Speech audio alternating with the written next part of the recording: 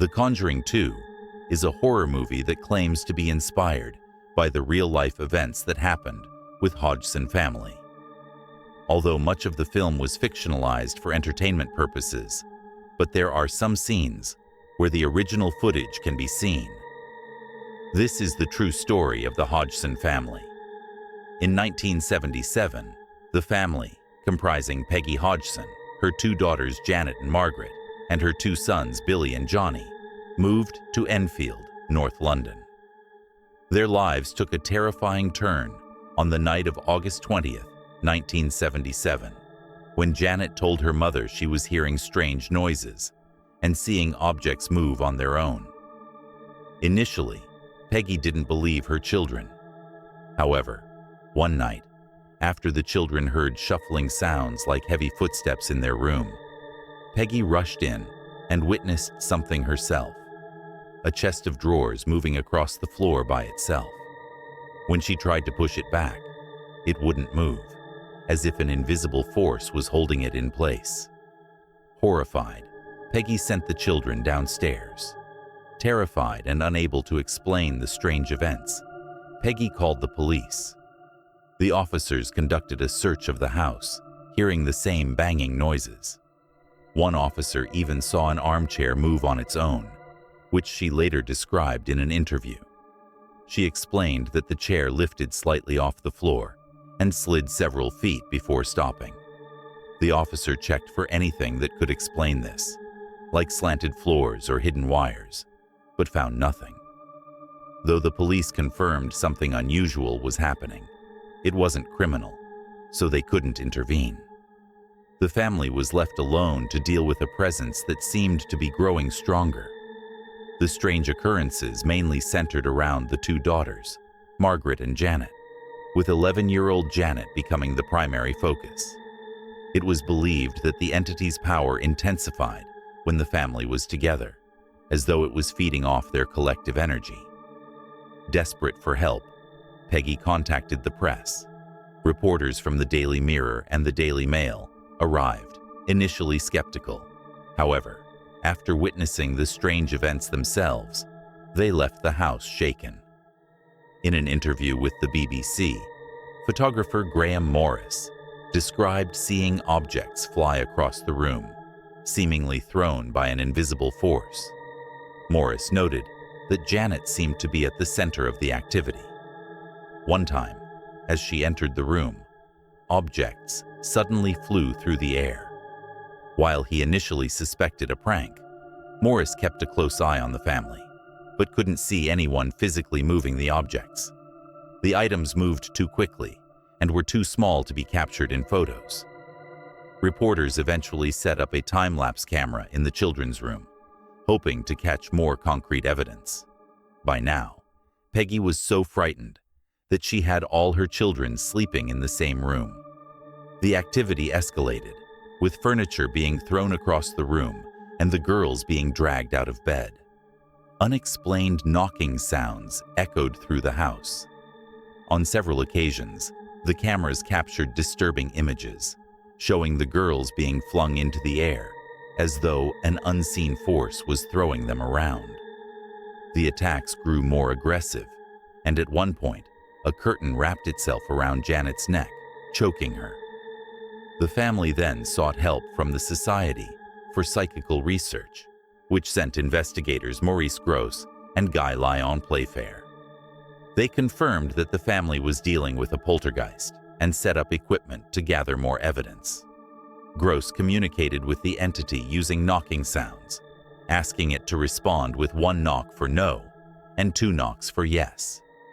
The responses were intelligent and clear. After several sessions of communication, the haunting took a darker turn. Janet began to emit deep, guttural barking noises. Grosse suspected she was being possessed. He urged the entity to say his name, and eventually, the barking sounds began to form words. Soon, Janet was speaking in a deep male voice that was angry and foul-mouthed, very unlike her normal personality. Multiple voices followed, each identifying themselves with different names. One voice in particular stood out, calling itself Bill Wilkins. People were skeptical, thinking the girls were faking the voices, but tests with a microphone against Janet's throat showed she was not using her vocal cords in the usual way. Janet was able to speak in this voice for extended periods, without damaging her vocal cords, which experts found almost impossible. In one experiment, Morris taped Janet's mouth shut and filled it with water. Yet the voice of Bill Wilkins still came through clearly. The most chilling moment occurred when Wilkins's voice explained how he died. He claimed he had gone blind, suffered a hemorrhage, and passed away in an armchair in the corner of the room. At the time, neither the family nor the investigators could verify this information. However, after the BBC aired a documentary featuring the recording, a man named Terry Wilkins came forward, revealing that his father, Bill Wilkins, had indeed died in that exact manner in the Hodgson house. Before you died and just after you died.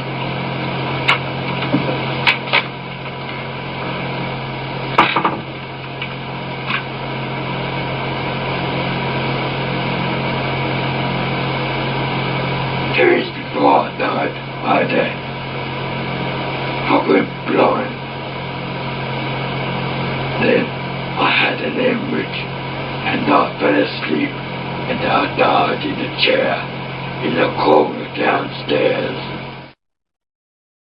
Bill, if you're there, would you answer me the following question? What have you done with Denise's 30p?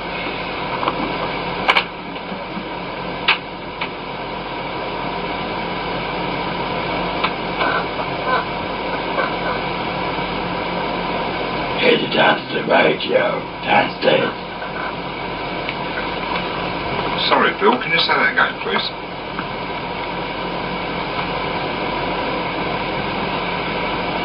Headed down to the radio, downstairs. Right, Bill, I'll go and look. Thanks ever so much. Truly Bill Wilkins, or a demonic entity impersonating him, is unclear. Demons often pretend to be the spirits of the deceased to manipulate people. Whatever the case, the more the family interacted with the poltergeist, the stronger it seemed to become. Janet began having violent, trance-like episodes where she harmed herself and others. The situation grew so dangerous that doctors had to sedate her daily. Over time, people reported seeing Janet levitating in her bedroom window, and the fireplace in the children's room was torn from the wall and thrown across the room. The haunting continued for nearly 2 years before it abruptly stopped, leaving behind hours of audio recordings, hundreds of photographs, and endless debates about what truly happened. Many people argue that the entire event was an elaborate hoax by mischievous children. But were they really capable of deceiving police officers, journalists, and paranormal experts for 2 years? The Conjuring 2 is just one of many films and shows based on the Hodgson family.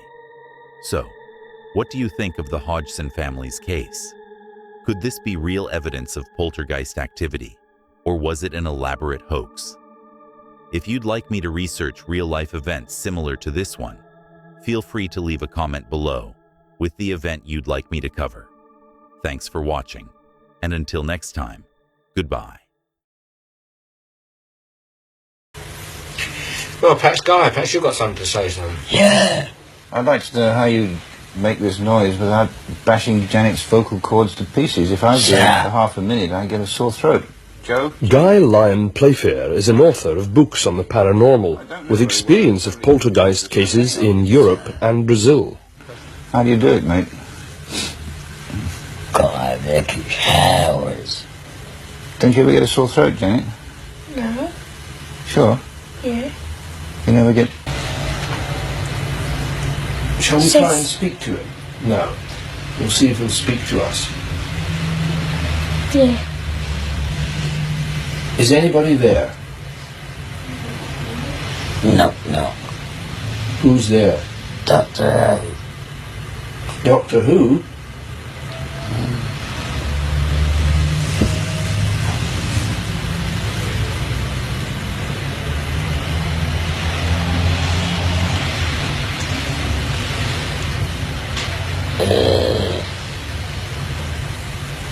goose chasers here. I was going to ask